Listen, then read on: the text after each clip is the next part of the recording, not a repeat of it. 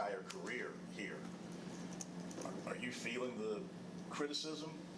Is it getting personal to you? No, it doesn't. I really don't feel it. First of all, I don't let any of that in. I think that's a gift that I have. All right, because I don't let it in. I know it's bad because I get in all the text messages. I'm praying for you. Everybody's sending me devotions, and you're going to get through this. And that's when I know it's bad. That's how I feel it because I don't read it. I don't. I know people say that. I promise you, I don't. When it's bad, I don't read nothing.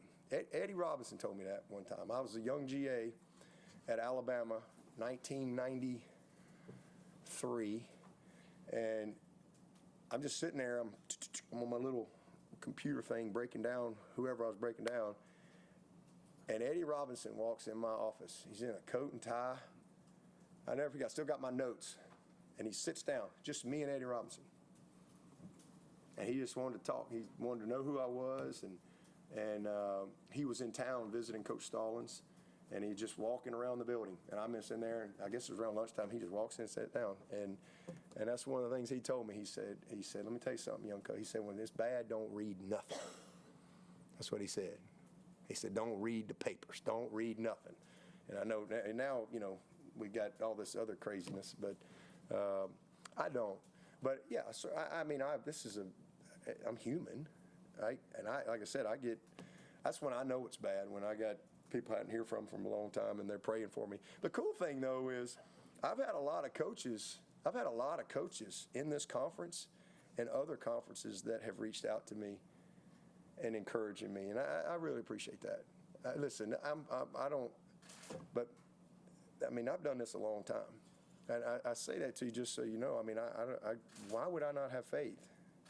What I've lived in my life, I just have to be crazy. So this ain't the worst thing that's happened to me in my life, and it won't be.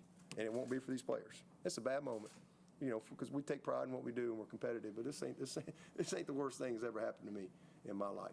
Is criticism and all that. And listen, I get it, and it's warranted because people care, and I love being at a program that people care and it matters. That doesn't bother me. I get all that. I spent 13 years at Alabama, so I had thick skin when I showed up here at Clemson.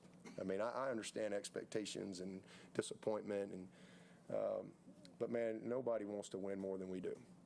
So I love that, but it doesn't affect me. It's just part of it. But at the end of the day, man, I've learned a lot in this job. One of the things I've learned is when you have a lot of success, people want to tear you down. That just comes with it. People want to tear you down. They want to see you fail for either to make themselves look better or to promote whatever narrative or agenda they may have. That's part of it. And so you have to understand that.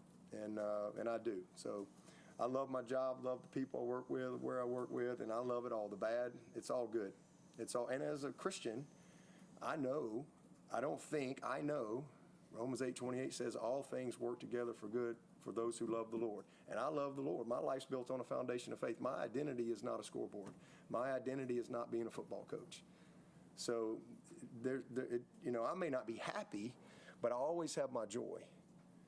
I really do, because I said this the other day. I've had enough praise and hate and criticism and love to last 3 lifetimes. My life is built on a foundation of Christ. It just is, and so that's where my peace comes from. And if you don't have that, it's hard to understand that. But I have a foundation of Christ. That's where my peace comes from.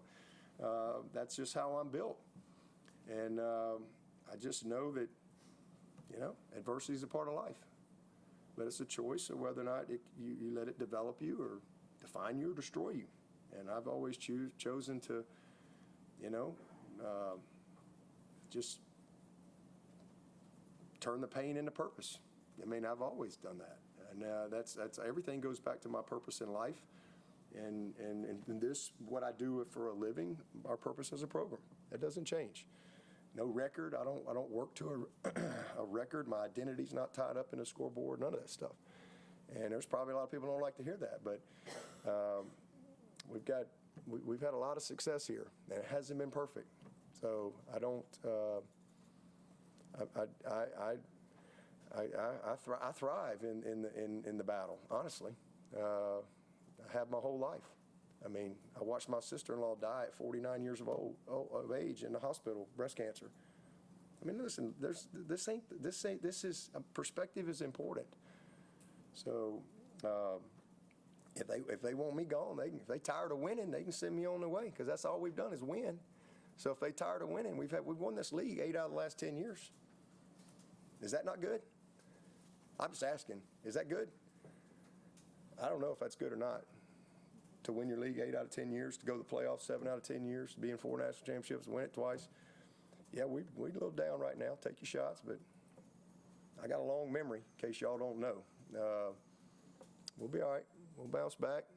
This is a program built to last. Always has been. Always will be. And I would just say, if you give up on us if you don't believe in us because we've lost 2 games down to the last straight and you didn't believe in us anyway, so it don't matter. You wasn't all in anyway. If you're all in, you burn the ships, man. There ain't no exit strategy. Like, you're freaking all in. And hey, listen, I mean, if Clemson's tired of winning, they can send me on my way, but I'm gonna go somewhere else and coach. I ain't going to the beach. Hell, I'm 55. I got a long way to go.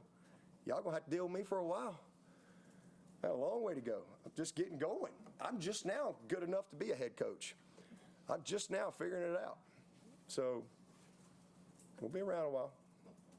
Let's hang in there. You're only 55. That's it, man. Do I look 70?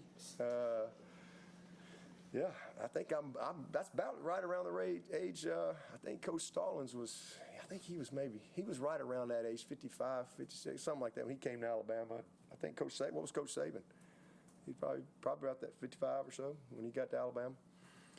He coached for 32 years in Tuscaloosa, it seemed like. I got a long way to go, boys. Long way to go. Hate to disappoint all the haters out there, but ain't nothing gonna steal my joy. Ain't nothing gonna steal my joy.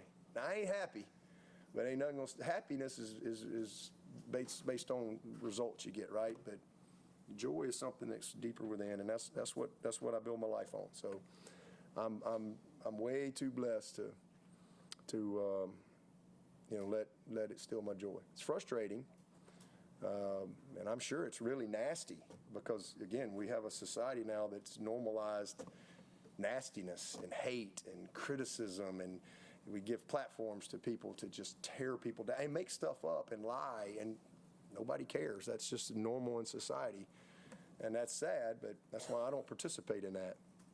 I just don't. I think we all have a choice what you let in and what you don't, and but that's also the world. That's part of the problem too, because that's the world these guys live in, and you lose a game at a place like Clemson, and people can lose their mind, and you gotta learn how to manage that.